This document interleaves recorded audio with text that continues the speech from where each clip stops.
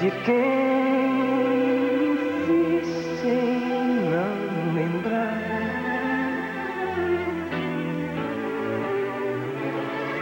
do sentimento em flor, o despertar do amor não se apaga mais dos corações. Amor nenhum tem tal poder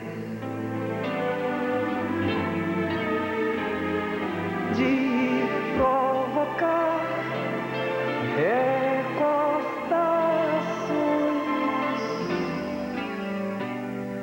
Bastou se ver mais uma vez para sentir que não passou.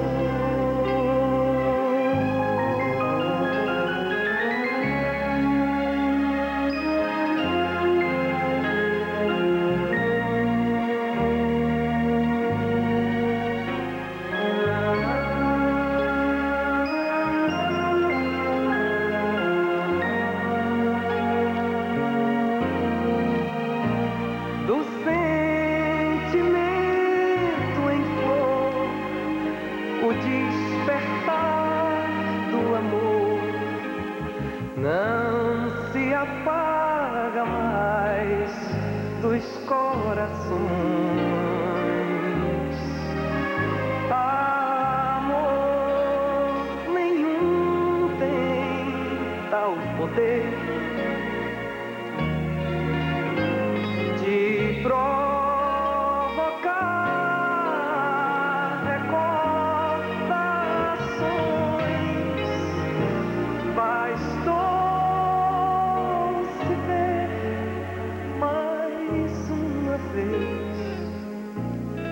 para sentir que não passou.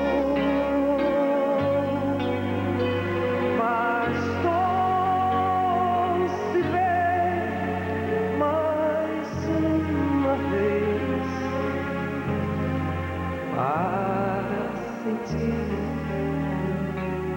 que não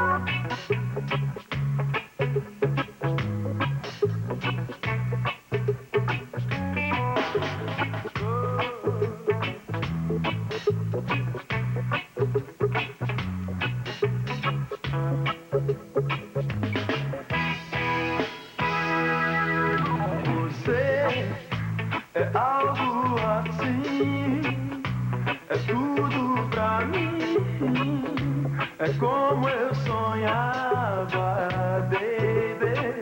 Você é mais do que sei, é mais que pensei, é mais que eu esperava, baby. Sou feliz agora, não vá embora,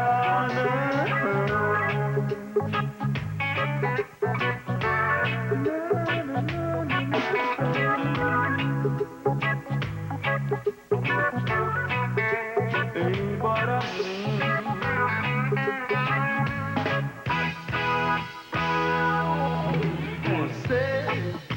é algo assim, é tudo pra mim, é como eu sonhava, baby. Você é mais do que sei,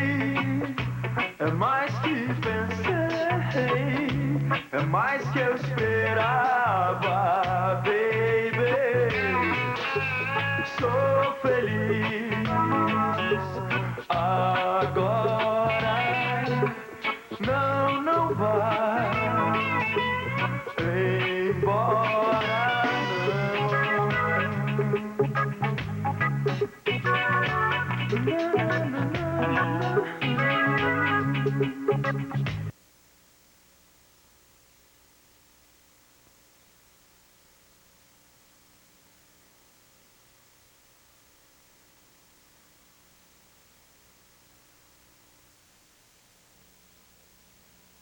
Bom dia! Juntos novamente, Rede Globo e você, para viver intensamente hoje, dia 11 de fevereiro, quarta-feira, todo este universo de emoções.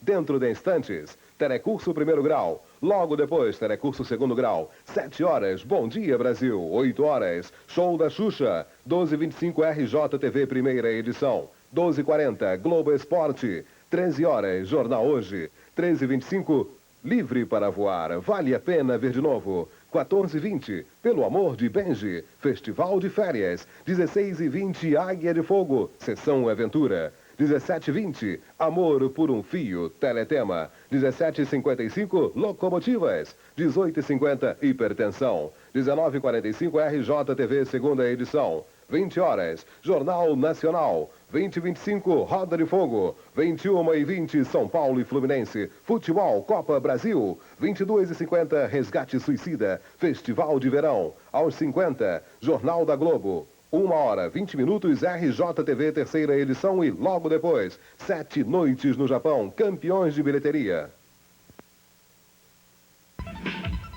Neste verão, pegue a onda da Globo. Espionagem em Goa, sábado em Supercine.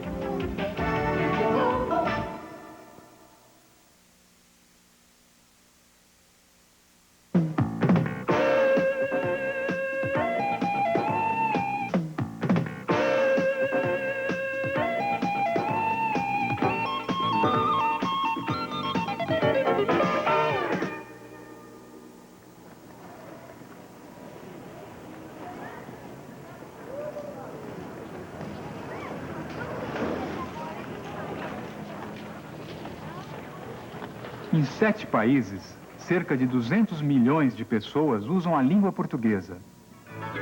Em Portugal,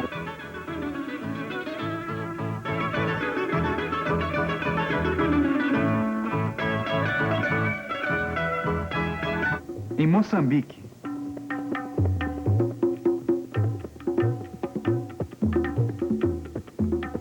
Eu moro na cidade de Maputo, capital da República Popular de Moçambique. É uma cidade grande, com muitos edifícios altos. em Cabo Verde, Nasci em Praia Cabo Verde, mas agora está a morar no Trofel, numa pescaria. em São Tomé e Príncipe, Época colonial, nós podemos dizer que a pesca não foi devolvida. na Guiné-Bissau, Não é assim uma cidade tão limpa assim, e etc. Mas agora, e as pessoas agora estão a comportar bem, e eu acho que o povo da Guiné-Bissau é um povo mais limpo. na Angola,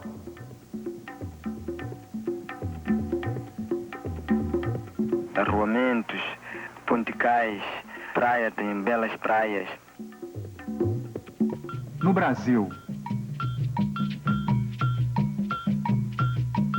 Eu, que estou diariamente nas praias, destaco como as melhores a de Copacabana e Barra da Tijuca.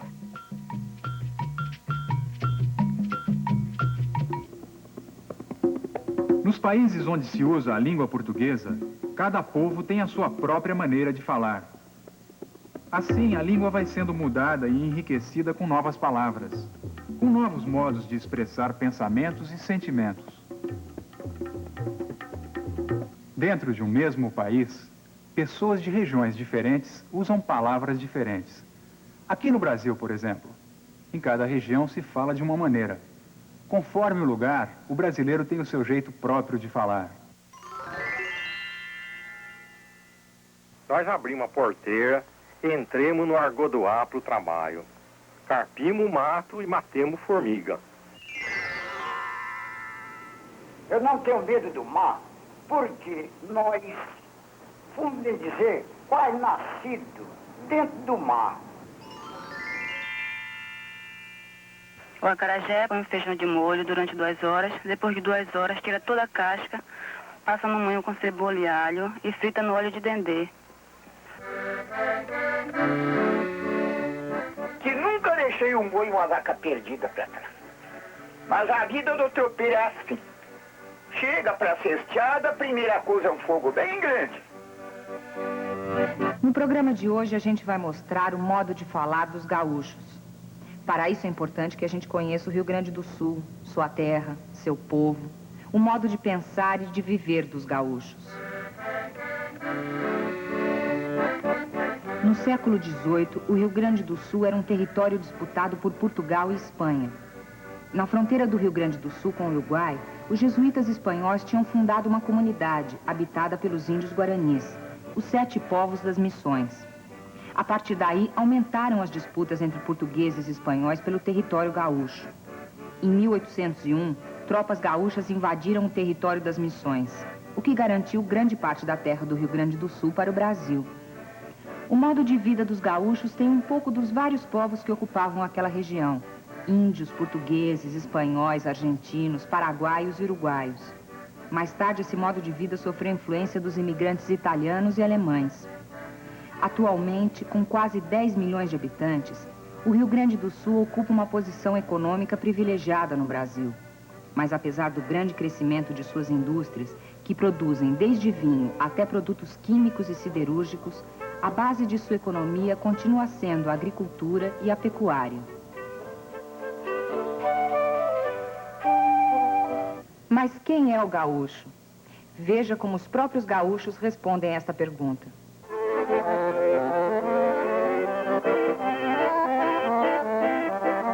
Eu abro o peito a cantar porque sou da tradição, admiro as coisas do pago, a gaita e o violão. As tradições do Rio Grande eu trago no coração e através dos meus versos vai a minha saudação. O povo gaúcho, ele é um povo muito tradicionalista, é um povo hospitaleiro. Dentro dessa hospitalidade, ele procura, através do churrasco, um fator de integração. Aquele forasteiro, quando chega, ele é bem recebido. A partir do momento que ele senta à mesa, do gaúcho, ele se sente à vontade, se sente em casa. Outro aspecto importante é que o gaúcho gosta de ser perfeccionista. Ele é muito orgulhoso nas coisas que ele faz, sempre procura fazer da melhor maneira possível. E faz da tradição uma grande arma para a divulgação da sua própria terra. O Rio Grande do Sul é um povo hospitaleiro por natureza e disso ele se orgulha. O gaúcho tradicional é forte, gosta da sua terra. Dizem que o gaúcho é papudo porque ele usa o lenço no pescoço, mas na verdade ele é nada mais, nada menos que um fanfarrão. E para mostrar a honra dele, a palavra, basta tirar um fio de bigode, vale como uma assinatura ou uma palavra. O gaúcho é divertido, gosta de sanfona, de baile, de qualquer um fandango eles gostam também, né? A festa é bem gaúcha, a minha voz que expande. Quero levar o convite em todo lugar que eu ande. Para cantar no rodeio não tem ninguém que me mande. Em janeiro tem a festa do Porteira do Rio Grande. Vamos continuar a conhecer os gaúchos? Noel Guarani é um dos poetas e cantores da música popular do Rio Grande do Sul. A gente vai apresentar para você a seguir uma canção de Noel Guarani que se chama Filosofia de Gaudério. Senhores, peço licença, licença, pede atenção, que junto com meu violão, num estilo missioneiro, num lamento bem campeiro de Gaudério Pajador. Pois se gaúcho, senhor, que em toda a pampa existe, é um homem que canta triste, por isto eu nasci cantor.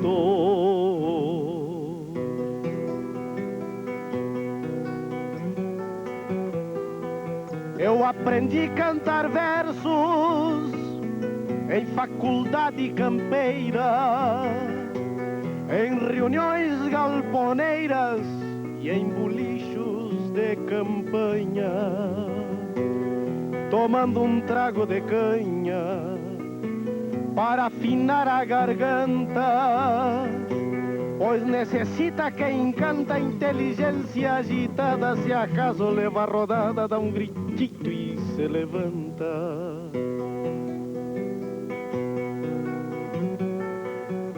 Andei por terras estranhas, no mundo muito aprendi, desde a língua guarani ao clássico espanhol. Camperiei de sol a sol nas estâncias de fronteiras, pelhei e corri carreiras, montei em potro aporreado, só honras eu tenho dado à minha terra missioneira.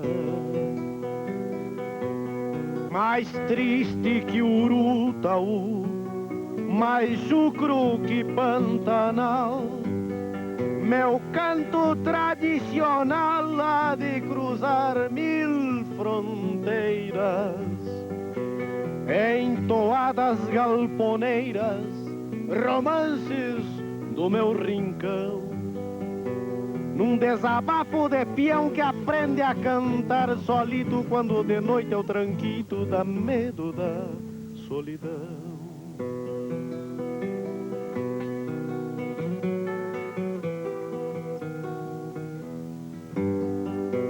Nunca vou cantar para o mal, meus versos são para o bem. Muitos carinhos me vêm quando me encontro pajando, e se por peão pobre ando, se me alegro com meu canto. Meus versos cheirando a campo faz-me prever sonhador, que se eu nasci pra cantor, eu hei de morrer cantando.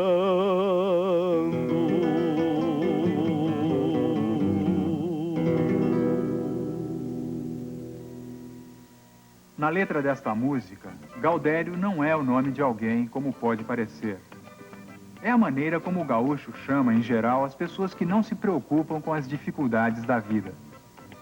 Um gaudério vive quase sempre sozinho e não se fixa em lugar nenhum. É animado, gosta de viver sempre novas aventuras. Não se trata de um vadio ou marginal. É antes um giramundo que vive, trabalha e canta, dia após dia, sem se importar com o futuro. No Jornal do Telecurso, aula 34 de língua portuguesa, você vai encontrar informações mais detalhadas sobre as expressões tipicamente gaúchas. Esta música mostra também a vida no campo, que está na origem do gaúcho. Com a industrialização e o crescimento das cidades, a vida do gaúcho mudou muito. E a figura folclórica do Gaudério? Ainda se encontra na vida gaúcha de hoje? É lógico que existe. Você vai em fandango lá, rodeio crioulo, você vê gaúcho a montar em cavalo, gaúcho de bombacha, bota, chapéu grande, com revólver, prateada. Isso é claro que existe ainda. Gaudério, o gaúcho tradicional do Rio Grande do Sul, que nas lidas campeiras demonstra a verdadeira tradição. Gaudério é o nome tradicional que todo rio-grandense do interior traz consigo e leva para onde for. Agora, leia o Jornal do Telecurso, aula 34 de língua portuguesa, onde você vai encontrar explicações sobre algumas palavras e expressões bem gaúchas. Até a próxima.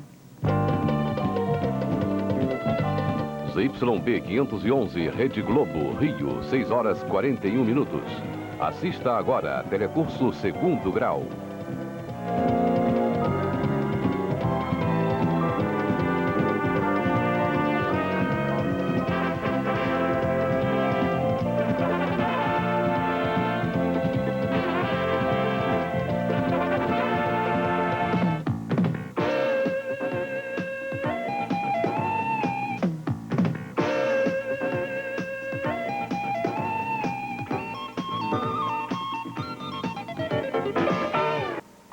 enquanto os pesos e as medidas forem diferentes para homens e mulheres, nenhuma Constituição será equilibrada.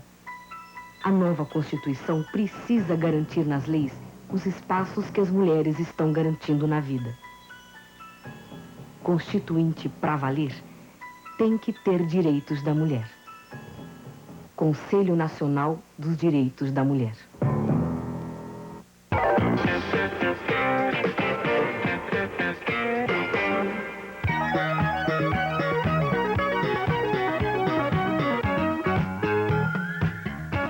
Nos últimos programas só se falou em triângulos retângulos. Deve haver um motivo que explique tanto destaque. Bem, você sabe que o triângulo retângulo é especial. Um de seus ângulos mede 90 graus. Isso quer dizer que um lado é perpendicular ao outro. O mundo está repleto de horizontais e verticais que se cruzam formando ângulos retos. Se a gente unir um ponto qualquer de uma horizontal com um ponto de uma vertical que se cruzam, vai obter um triângulo retângulo.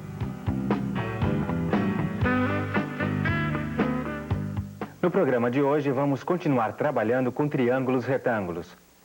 Aplicando a ideia da hipotenusa unitária e o teorema de Pitágoras, vamos determinar a relação que existe entre o seno e o cosseno de um mesmo ângulo. Se a hipotenusa de um triângulo retângulo vale 1, o cateto oposto ao ângulo A representa o seno do ângulo A. O outro cateto representa o seu cosseno. Aplicando o teorema de Pitágoras a esse triângulo, chegamos à conclusão de que o quadrado do cosseno de um ângulo mais o quadrado do seno desse mesmo ângulo é sempre igual a 1.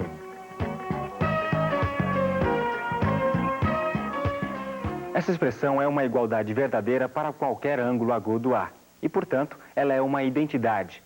Essa identidade é muito importante na trigonometria, porque a partir dela podemos calcular o seno de um ângulo dado, o seu cosseno e vice-versa. Vamos aplicar essa identidade a um exercício. O seno de um ângulo agudo é igual a 3/5. Calcule o cosseno desse ângulo. Substituindo o valor conhecido, que é o seno do ângulo, na identidade, temos que o quadrado do cosseno mais o quadrado de 3/5 é igual a 1. Efetuando os cálculos, veremos que o valor do cosseno é 4/5.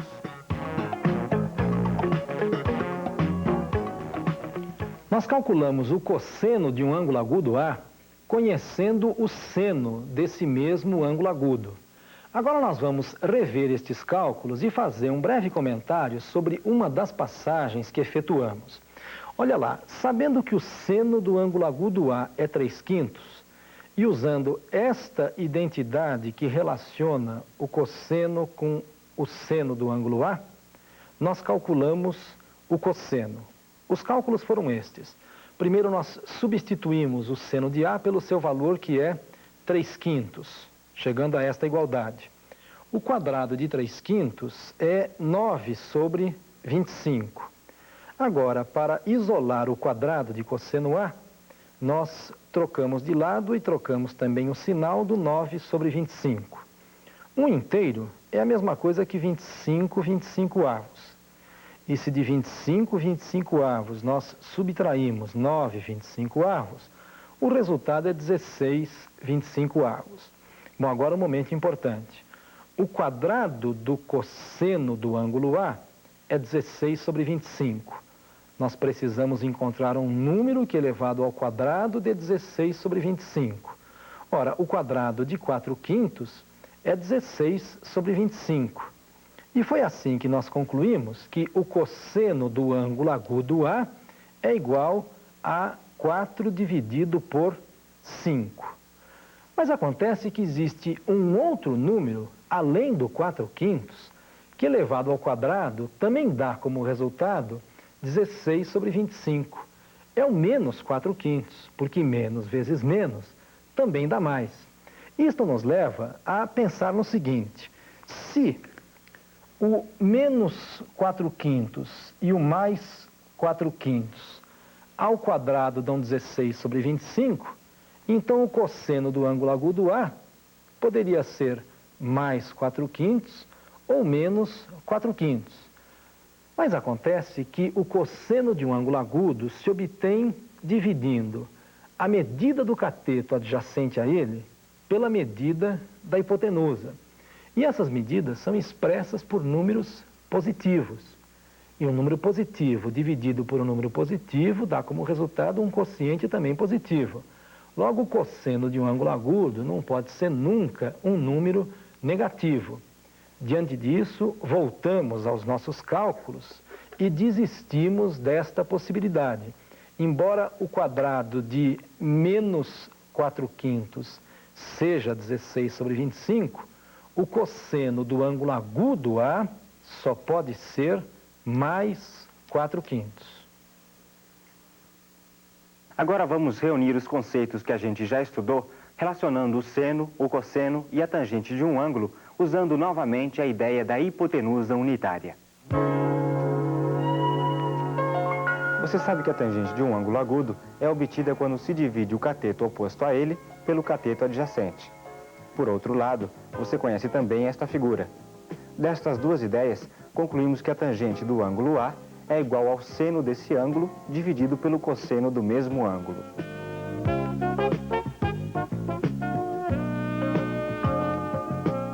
Essa igualdade é verdadeira, qualquer que seja o ângulo agudo A. É, portanto, uma identidade.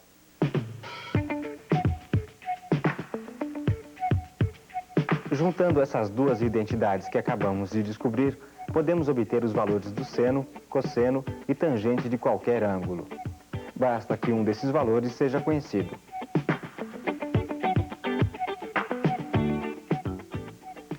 Nós descobrimos que se o seno de um ângulo A é igual a 3/5, então o seu cosseno é igual a 4/5. Vamos agora calcular a tangente. Substituindo na identidade os valores conhecidos, teremos o resultado de 3/4 para o valor da tangente do ângulo A. Num rápido resumo, vamos rever as ideias básicas fundamentais que vimos até aqui na trigonometria. Em primeiro lugar, todo ângulo agudo tem seno, tem cosseno e tem tangente. Esses três valores são característicos para cada ângulo. Mudando o ângulo de um ângulo para outro, muda o seno, muda o cosseno e muda a tangente. Mas veja bem, todo ângulo tem um único seno, um único cosseno e uma única tangente. Além disso, nós vimos que esses três valores não são independentes. Conhecendo-se um deles, nós podemos calcular os outros dois. E fazemos isso utilizando duas identidades fundamentais. A primeira delas, o quadrado do seno de um ângulo agudo mais o quadrado do cosseno desse mesmo ângulo é sempre igual a 1.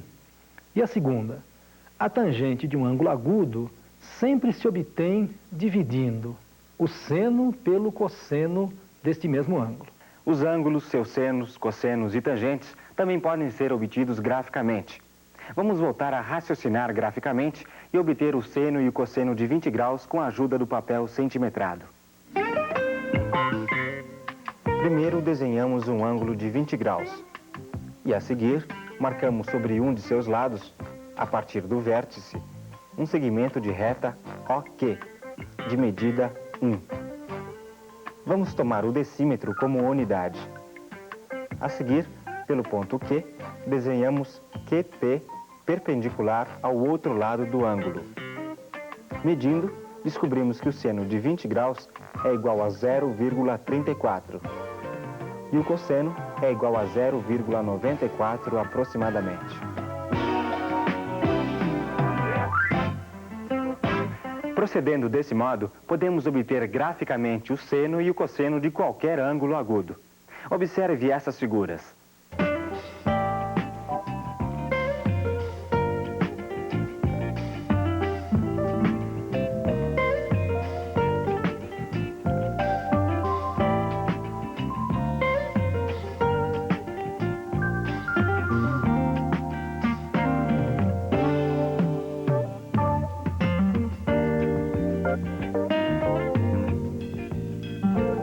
Se você quiser representar numa só figura o seno e o cosseno de 10, 20, 30, 40, 50, 60, 70 e 80 graus, desenhe todos esses ângulos com o mesmo vértice O, tendo em comum o lado OA.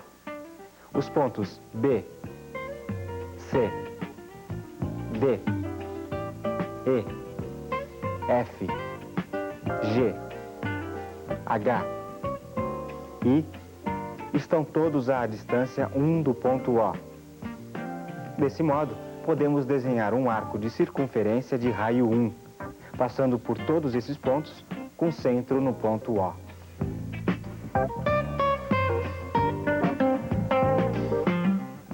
Esta ideia é muito importante aqui na trigonometria. Foi com base nela que nós construímos esta maquininha. Ela vai nos ajudar a compreender melhor algumas propriedades do seno e do cosseno de um ângulo agudo.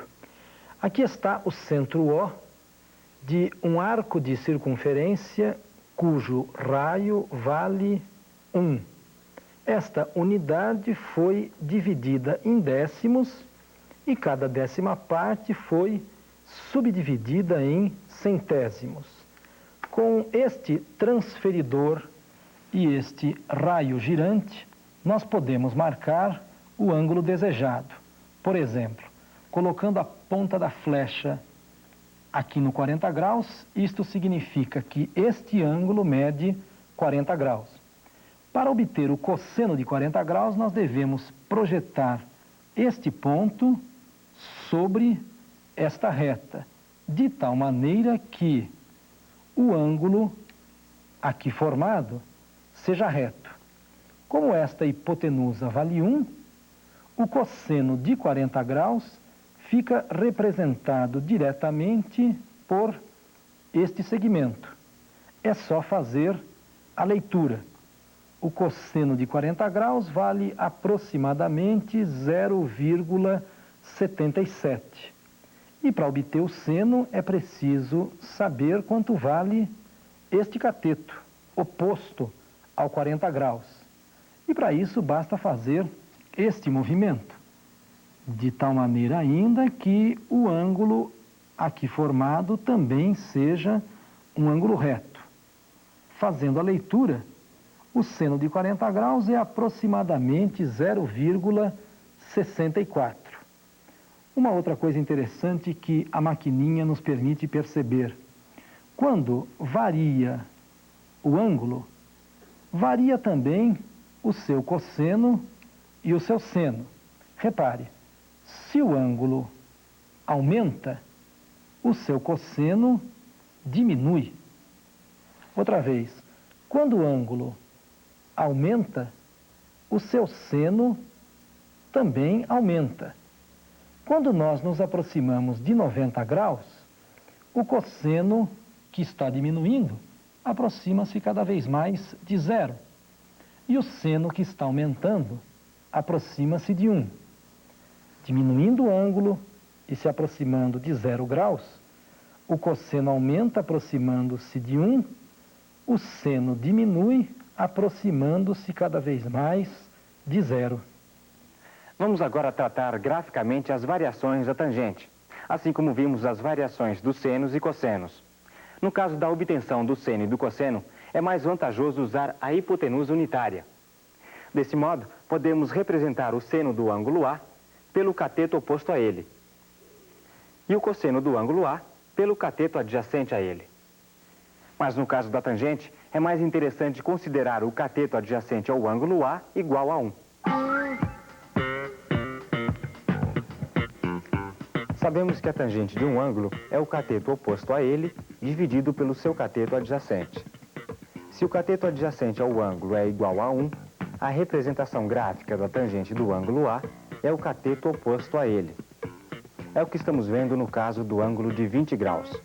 O cateto adjacente a ele vale 1, e a tangente, correspondente ao cateto oposto, vale 0,36 aproximadamente.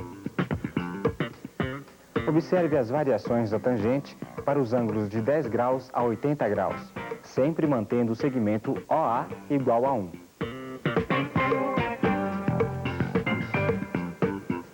Com estas ideias, nós podemos visualizar a tangente de um ângulo agudo de uma outra forma. E esta maquininha vai nos ajudar a fazer isso. Aqui está um arco de circunferência cujo raio vale 1. Esta mesma unidade foi marcada aqui sobre esta reta vertical perpendicular a esta outra reta horizontal. Para obter, por exemplo, a tangente de 35 graus, nós colocamos a ponta da flecha aqui no 35 graus.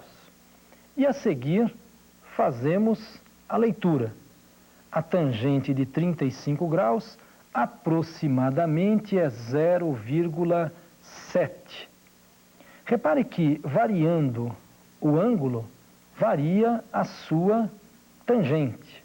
Quando o ângulo diminui, a tangente também diminui, e se o ângulo se aproxima de 0 graus, a tangente se aproxima de 0. Aumentando o ângulo, aumenta a sua tangente. E agora, um aspecto interessante da tangente.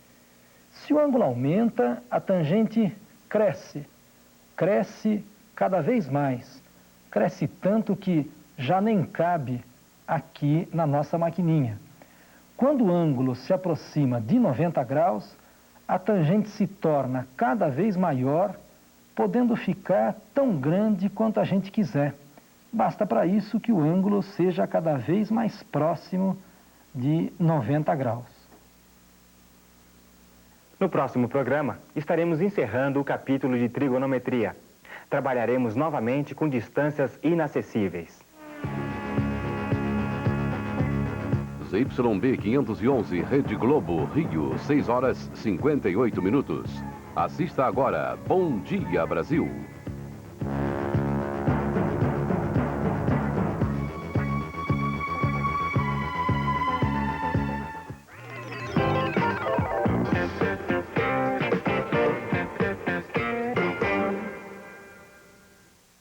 Os empresários podem beneficiar os seus funcionários através do salário educação que as empresas recolhem mensalmente. Assim como eu, indique quais os seus funcionários ou filhos destes para as bolsas do primeiro grau nas escolas credenciadas pelo Fundo Nacional de Desenvolvimento da Educação. Solicite o manual próprio nas delegacias regionais do MEC, nas capitais ou diretamente na sede do Fundo em Brasília. Administre o salário educação, todos se beneficiam. MEC, Governo Sarney. Forjando as emoções da próxima temporada, Bibica Metalurgia informa a hora certa.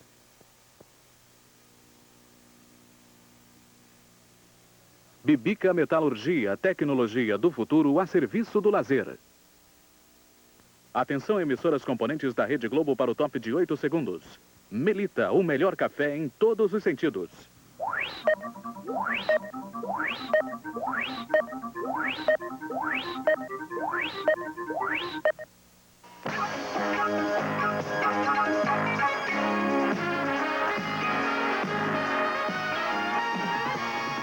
Bom Dia Brasil. Oferecimento Banco Econômico. Nossa experiência, sua garantia. Bom dia. As altas taxas de juros que ontem chegaram a 800% ao ano nos bancos médios fizeram ontem sua maior vítima. Derrubaram o presidente do Banco Central, Fernão Bracher. E ele saiu dizendo que as taxas têm de ser altas mesmo porque elas refletem a inflação. Só vão baixar quando a inflação baixar. Não pensa assim o ministro da Fazenda, que convidou para o lugar de Fernão Bracher o economista Francisco Roberto André Gross. Ele é homem de confiança do ministro Funaro e os dois estiveram no começo da noite de ontem no Palácio do Planalto. Wilson Funaro e Francisco Gross conversaram durante 20 minutos com o presidente Sarney. Mas o novo presidente do Banco Central não quis dar entrevista. Disse que só fala depois de tomar posse no novo cargo. A posse vai ser hoje, às 5 da tarde, no Ministério da Fazenda. Francisco Gross é formado pelas universidades de Princeton e Columbia, nos Estados Unidos, onde trabalhou em um dos principais bancos de investimento. Já foi diretor da Comissão de Valores Mobiliários e diretor do Unibanco e do BNDES. As tarefas do novo presidente do Banco Central não vão ser fáceis. Vai ter que equilibrar os juros bancários, participar da negociação da dívida e da reforma da economia. Além, é claro, de enfrentar as críticas de dentro e de fora do governo. Críticas como a do ministro Aureliano Chaves, que veio ontem aqui ao Bom Dia Brasil. E críticas da oposição ao governo, como vem fazendo o novo deputado pelo PDS de São Paulo, Delfim Neto. O ex-ministro da Fazenda, do Planejamento e da Agricultura vem hoje aqui ao Bom Dia para dar o seu ponto de vista sobre a situação da economia. A queda de Bracher e o pacote agrícola são os assuntos que aparecem com destaque nos jornais que estão saindo hoje aqui em Brasília. O Globo diz o seguinte na sua manchete de primeira página. Juros altos derrubam Bracher. Francisco Gross assume no Banco Central. Grosso, um dos diretores do BNDES, estava de férias na Suíça e recebeu o convite através de um telefonema de Jorge Murat, secretário particular do presidente da República. A Gazeta Mercantil fala aqui na sua manchete que Grosso assume o Banco Central para reduzir o juro. O mesmo assunto aparece com destaque no Jornal de Brasília, que dá o seguinte título: Juros derrubam Bracher do Banco Central.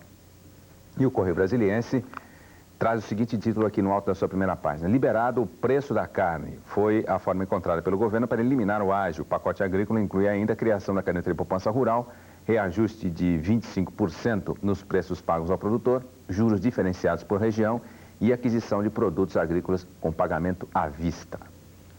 Sobre política, nós vamos tratar das novas lideranças na Câmara. A escolha do novo líder do PMDB na Câmara começa agora pela manhã às 9h30, quando os 3 candidatos vão participar de um debate que deve terminar por volta de 1h da tarde. A votação começa às 5 da tarde e termina às 8 da noite, quando começa a apuração. Se ninguém conseguir a maioria absoluta, haverá um segundo turno. Por seu lado, o governo já resolveu a questão de sua liderança. Indicou o deputado Carlos Santana para ser o líder do governo e da maioria na Câmara. O deputado Carlos Santana vem hoje aqui ao Bom Dia explicar como vai fazer o seu trabalho e dividir a liderança com o outro líder do partido.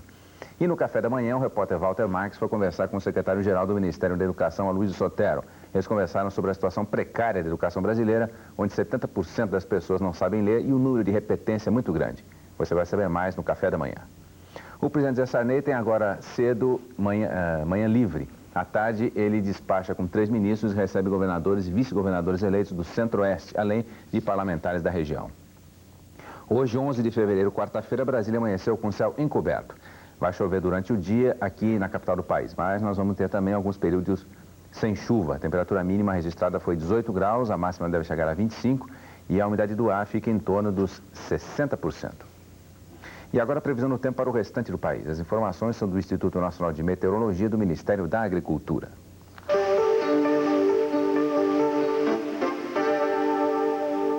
Vai chover no litoral norte de São Paulo, em Minas Gerais, sul e oeste da Bahia, no Rio Grande do Norte, na Paraíba e Pernambuco. Em Alagoas, litoral de Sergipe e norte de Mato Grosso. No Acre, em Rondônia e Amapá. Na região norte, mínima de 18 e máxima de 32. Na região nordeste, mínima de 18 e máxima de 35.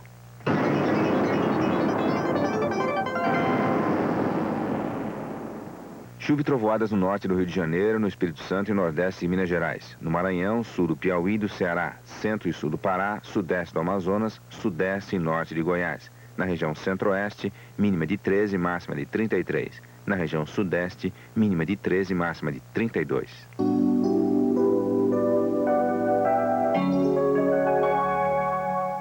Tempo nublado com sol em Roraima, Mato Grosso do Sul, Rio Grande do Sul, Santa Catarina e Paraná. Na região sul, mínima de 6 graus e máxima de 28. Todos os aeroportos do país amanheceram funcionando normalmente. E anote aí a taxa de conversão do dia. Um cruzado está valendo hoje 4.706 cruzeiros e 84 centavos. O governo já tem o seu líder na Câmara e ele é também o líder da maioria. Daqui a pouco nós vamos entrevistar o deputado Carlos Santana, do PMDB da Bahia. Espere um minuto.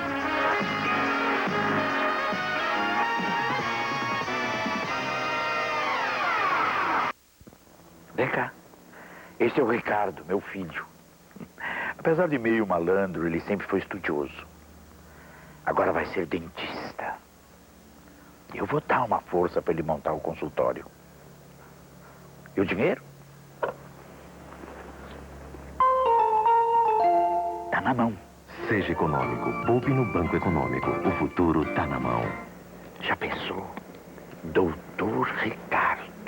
A categoria internacional da Quinta Avenida ou da Champs-Élysées chegou a Visconde de Pirajá e Ipanema. Um prédio construído pelo sistema de grupo fechado, com apenas 54 salas comerciais, 4 andares de garagem e sofisticada área de lazer. Salas comerciais com serviços completos.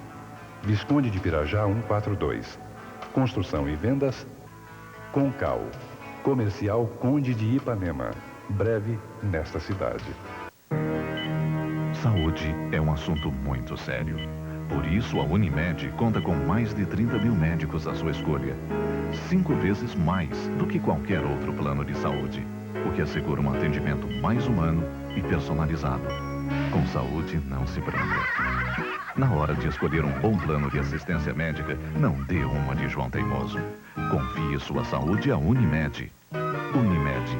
saúde nas mãos de quem entende. O governo fez suspense e no final produziu uma surpresa. Prometia um líder no Congresso e acabou criando um líder do governo e da maioria, mas só na Câmara. O que não mudou foi o nome do indicado, não é mesmo o deputado baiano Carlos Santana, do PMDB. Feita a escolha, ainda falta saber as consequências desse ato político do governo. Hoje, por exemplo, o PMDB está elegendo o seu novo líder na Câmara. E o resultado já vai dar uma ideia de como a bancada recebeu a indicação de Carlos Santana. Mas ainda ficará faltando saber a reação na Frente Liberal, que faz parte da maioria. E também o que pensam os constituintes que continuam preocupados com a possível interferência do governo no seu trabalho. O deputado Carlos Santana está aqui no estúdio do Bom Dia e nós vamos conversar com ele sobre esses possíveis desdobramentos. Bom, deputado, finalmente o governo indicou o senhor para líder da maioria dele na Câmara. Como é que pode trabalhar um líder da maioria tendo um outro líder da bancada sendo escolhido pela bancada? A missão é difícil, mas houve antes uma ampla negociação necessária, o que retardou inclusive a indicação. Eu quero dizer que eu concorria, acredito, que com enormes possibilidades de vencer. E relutei, inclusive, com o presidente Sarney, no sentido de que me deixasse competir, porque eu estava trabalhando há muito tempo, já fui candidato a líder quando Tancredo era vivo e era candidato a presidente. Tive que retirar naquelas circunstâncias quase que idênticas à de hoje. E eu queria competir. Mas o presidente resolveu em contrário. Foi necessário, então, que nós fizéssemos, como fizemos, uma ampla negociação. A negociação compreendeu Ulisses Guimarães, as instâncias partidárias, compreendeu setores do partido e cada um dos candidatos a líder. Para qualquer que seja a hipótese da vitória, qualquer que seja, portanto, o líder, estamos entrosados. Deputado, não existe a possibilidade de um choque entre as posições do governo e as posições da bancada que vem manifestando alguns sintomas aí de rebeldia nesse início de trabalho? É política, né? Em política tudo é possível. A tarefa nossa é minimizar. Haverão choques residuais agora mesmo, né? Em relação à Frente Liberal, houve conversações também. O senhor é líder também na Frente Liberal, uma vez muito profundas, porque inclusive havia uma certa resistência inicial do líder Zé Lourenço, que acabou, entretanto, aquecendo. Tanto que ontem ele fez uma visita, somos do mesmo estado, somos baianos, né? E a amizade pessoal facilita muito esses entrosamentos. Agora, o trabalho do líder da bancada é levar os problemas da bancada ao presidente. Qual a tarefa do líder da maioria? É um verbo, articular. Pode ser tudo, pode não ser nada. Depende das pessoas que estejam envolvidas e das condições que lhes sejam dadas. Qual vai ser o seu primeiro trabalho, deputado, lá no Congresso? Vai ser trabalhar contra essa tese da Constituinte exclusiva? A primeira função... aliás, da soberania da Constituinte? Otávio Mangabeira, um baiano, dizia que política é conversa. A primeira fase da articulação é conversar. Nós vamos conversar com todas as correntes, com todos os partidos, inclusive com a atual oposição. Nós vamos conversar.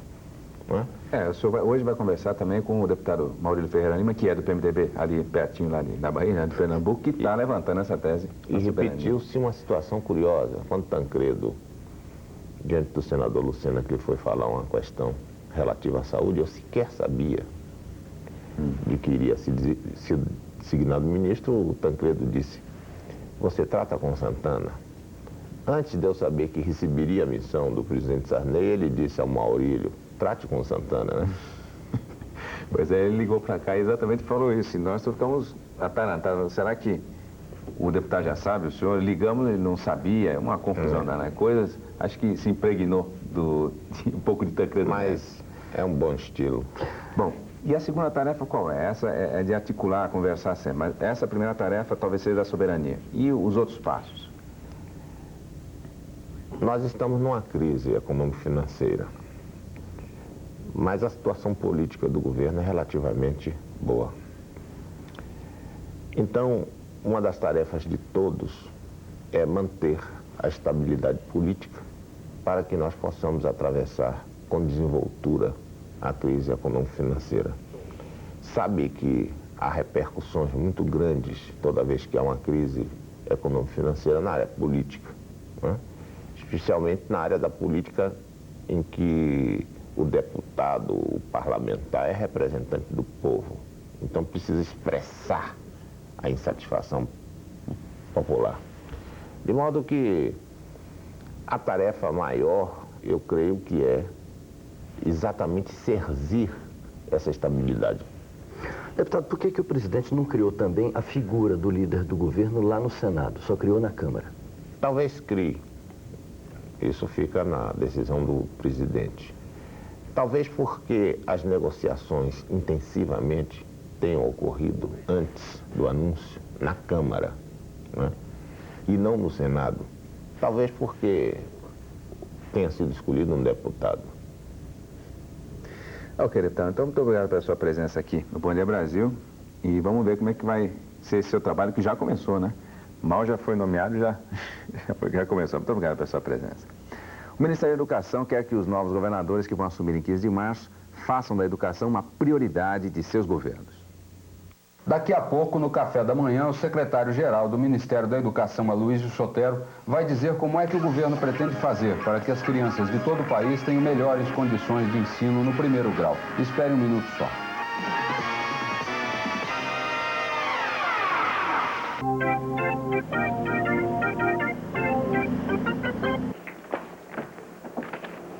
Ótimo. Meu sonho sempre foi ter o meu próprio negócio. Aí, abri uma confecção. Agora, meu sonho é ampliar essa confecção. Vou colocar mais máquinas, costureiras, overlock. Vamos produzir em dobro. O dinheiro? Tá na mão. Seja econômico. Poupe no Banco Econômico. O futuro tá na mão. A moda é ganhar dinheiro.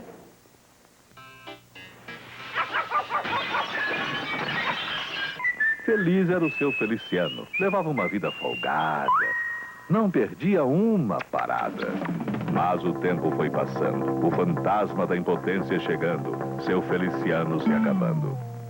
Mas seu Feliciano não é bobo, não. Achou logo a solução. Tomou Tonoclen. Voltou a ser o bom. Tonoclen, comprimidos energéticos e estimulantes. Recupera prontamente o desejo e a potência sexual do homem.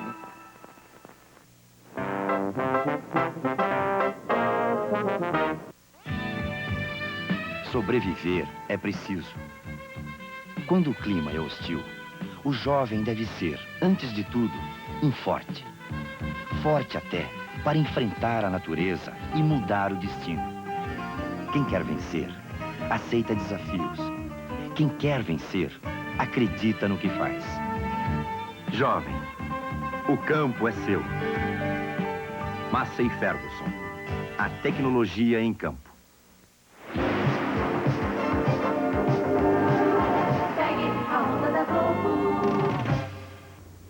O ensino de primeiro grau não tem conseguido cumprir o seu papel, dar às crianças brasileiras uma educação escolar básica, e isso principalmente nas regiões mais pobres do país. Por isso, o ministro Jorge Bornausi vai se reunir amanhã, aqui em Brasília, com todos os planejadores educacionais dos governos eleitos, os governadores eleitos. O ministro vai expor os resultados preocupantes de uma pesquisa da Secretaria de Estatística do Ministério da Educação. 70% dos brasileiros não sabem ler e o número de crianças que repetem de ano é muito elevado. 72% das salas de aula não têm mapas e 90% das escolas só oferecem aulas até a 4ª série. No café da manhã, o repórter Walter Mais conversou com o secretário-geral do Ministério da Educação, Aloysio Sotero. Vamos ver o café. O ensino de primeiro grau no Brasil é uma dura realidade. E o Ministério da Educação está procurando a solidariedade dos futuros governadores para tentar enfrentar esse problema. Doutor Aloysio, como é que o governo vai fazer isso? Bem, nós temos hoje um problema grave na educação brasileira, que é exatamente a questão da alfabetização e a questão da primeira série do primeiro grau. 4 milhões de crianças brasileiras não conseguem ultrapassar a primeira série do primeiro grau. Um outro problema é a questão do passar da 4ª para a 5ª série. Ou seja, o sistema escolar não está sendo eficiente para preparar as crianças para a travessia de todo o primeiro grau. E por isso, nós estamos reunindo os futuros planejadores dos governos estaduais, aqueles que estão sendo responsáveis pela elaboração dos planos de governo, para que nós possamos efetivamente, num esforço conjunto de todos, estados e municípios, melhorar a qualidade do ensino e vencer esse vestibular oculto que ocorre ao longo do primeiro grau. Agora, doutor Luiz, essa questão do ensino de primeiro grau, ela não é nova, ela é muito antiga e sempre se fala desse problema, não é? Como é que pode ser feito para que a coisa não fique apenas no plano da retórica? Nós precisamos efetivamente sair do discurso para a ação. E o primeiro passo é exatamente nos planos de governo que estão sendo elaborados, a educação se tornar uma efetiva prioridade em cada estado. E isso passa a ser assumido por cada governo estadual, o enfrentamento da questão da melhoria da qualidade do ensino. E esse é o grande desafio nacional, melhorar o ensino em todos os níveis.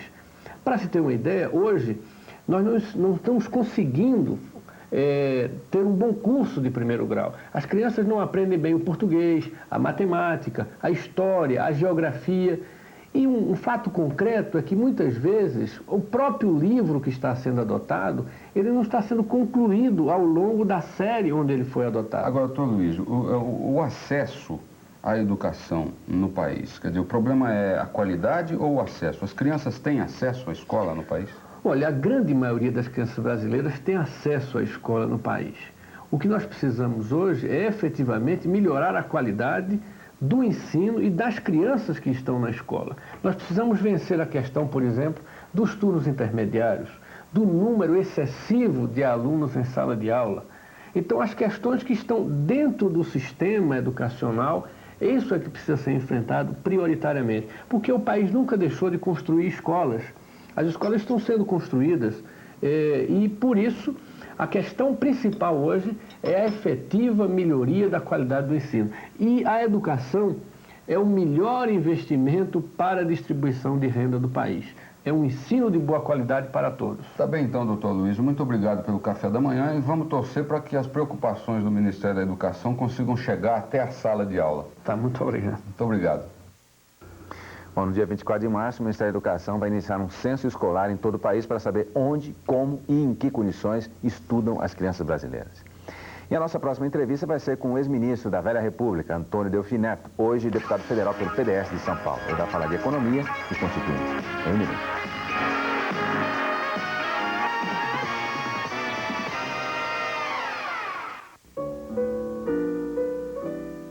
O rio é essa coisa linda que a gente ama, essas pedras imensas que mergulham no mar, essas lagoas, essa baía. Mas, como toda cidade com mais de 1 milhão de habitantes, apresenta problemas. Vamos cuidar do nosso Rio de Janeiro. Ele merece. Este samba é só porque eu gosto de você. Prefeitura do Rio, Governo Comunidade. A AM do Brasil, em 1986, conquistou os clientes de máquinas de escrever IBM. A AM do Brasil tem uma equipe de técnicos formados e treinados pela IBM. Usando ferramentas e peças originais IBM, garante a qualidade e o bom funcionamento de sua máquina IBM.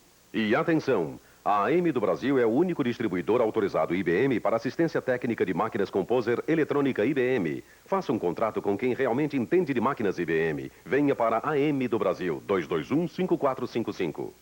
O Brasil gasta 200 milhões de dólares por ano na importação de equipamentos médicos. As pesquisas de engenharia biomédica que estão diminuindo nossa dependência de tecnologias importadas. O desenvolvimento de aparelhos que podem ajudar a diagnosticar doenças e prolongar vidas.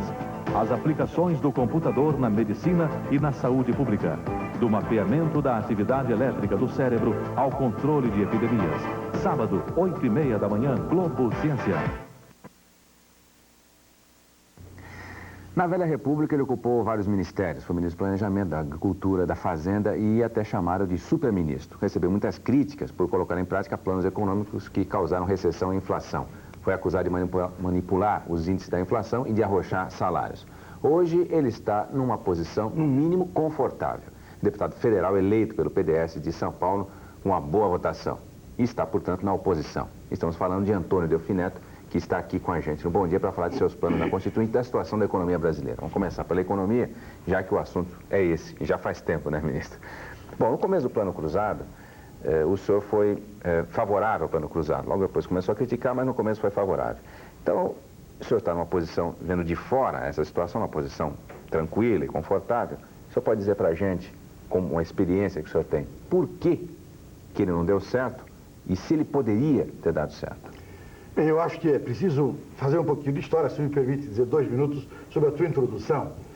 Na realidade, nós não produzimos a recessão, na realidade, nós não fizemos o arrocho salarial, na realidade, nós nem sequer mexemos nos índices. Eu tenho dito que a Fundação Getúlio Vargas continuou virgem, e eu não era impotente, certamente.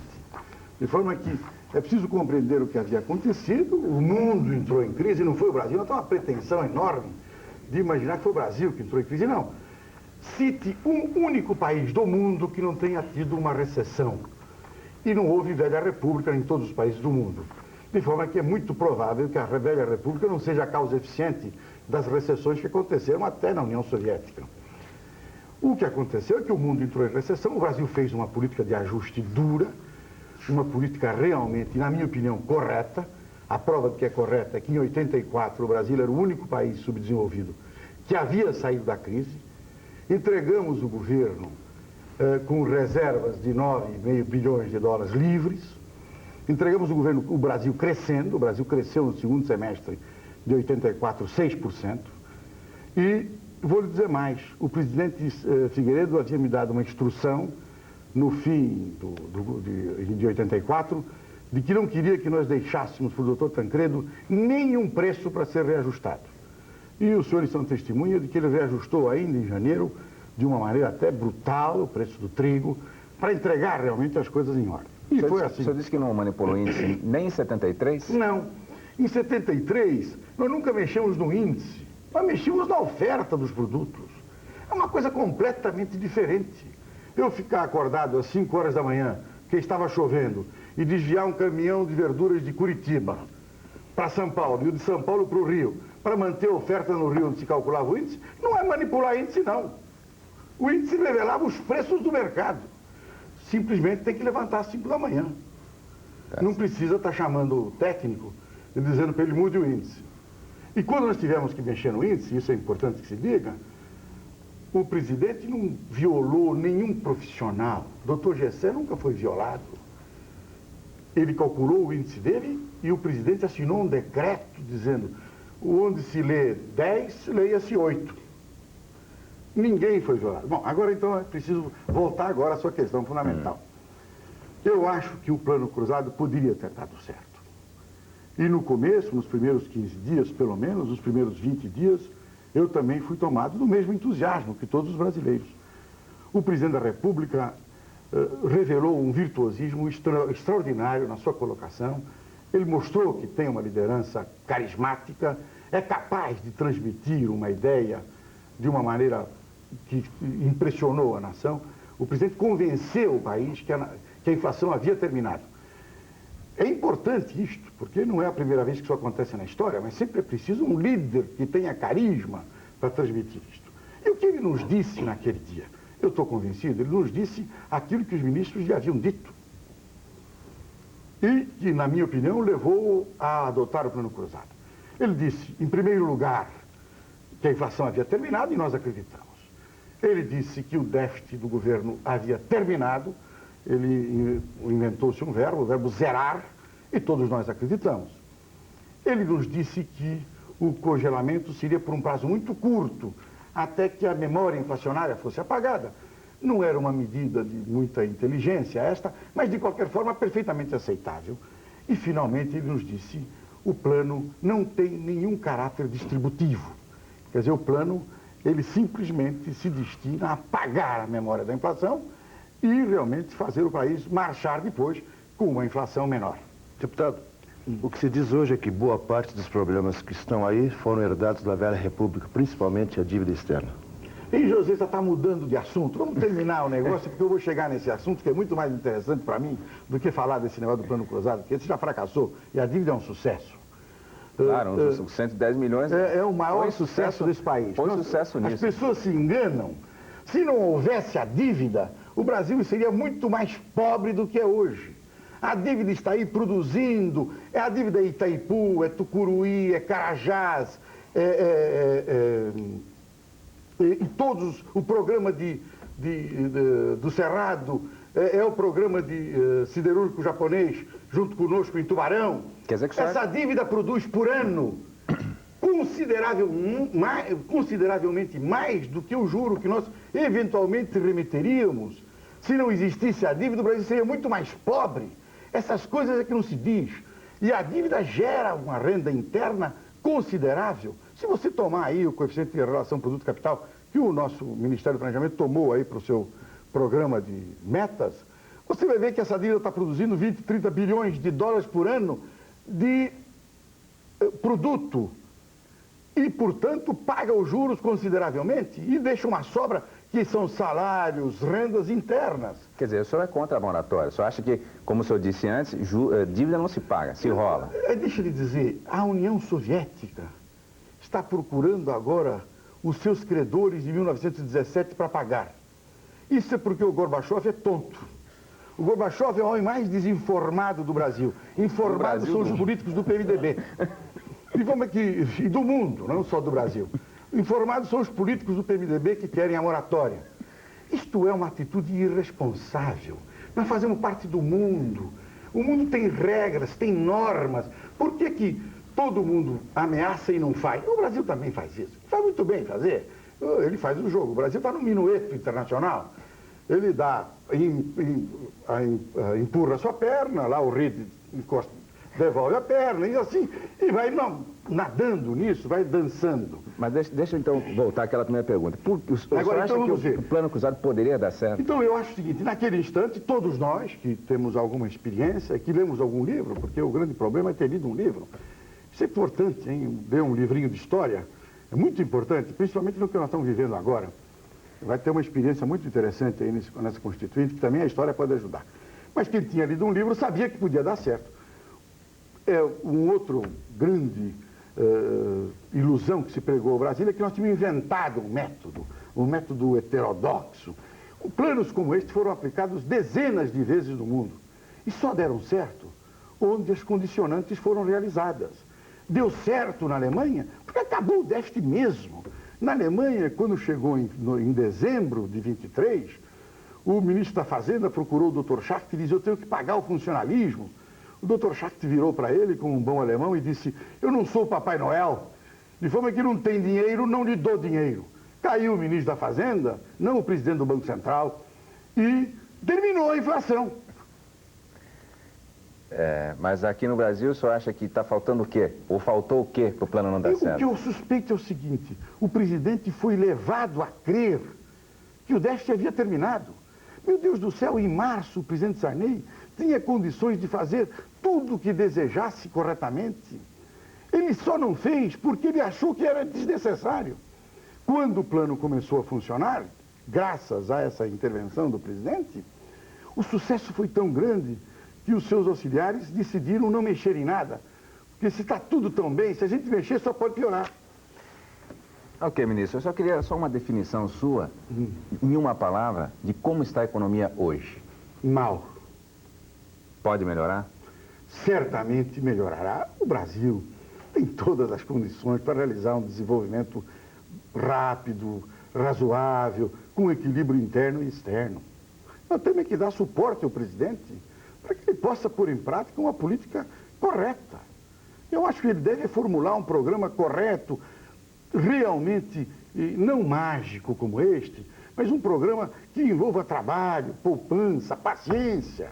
Sem esses três fatores não se faz nada. E eu tenho certeza de que o Congresso vai apoiá-lo.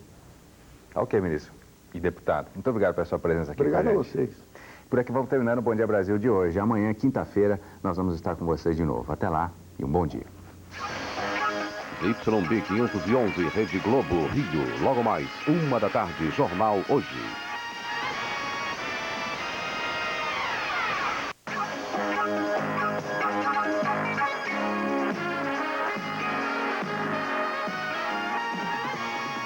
Bom Dia Brasil. Oferecimento Banco Econômico. Nossa experiência, sua garantia. Milhares de pessoas já morreram. Milhões estão condenadas em todo o mundo. AIDS. Como se proteger contra a mais terrível doença deste século? Globo Repórter entrevista as pessoas contaminadas pela AIDS. Afinal, o que transmite a doença? O que pode e o que não pode ser feito? Como é o trabalho dos voluntários? A situação em São Paulo, a capital da AIDS na América Latina e os últimos números da doença em todo o Brasil. Globo Repórter, nesta quinta, depois de Roda de Fogo. Pegue a onda da Globo. Roda de Fogo Internacional. A venda em discos e fitas Som Livre.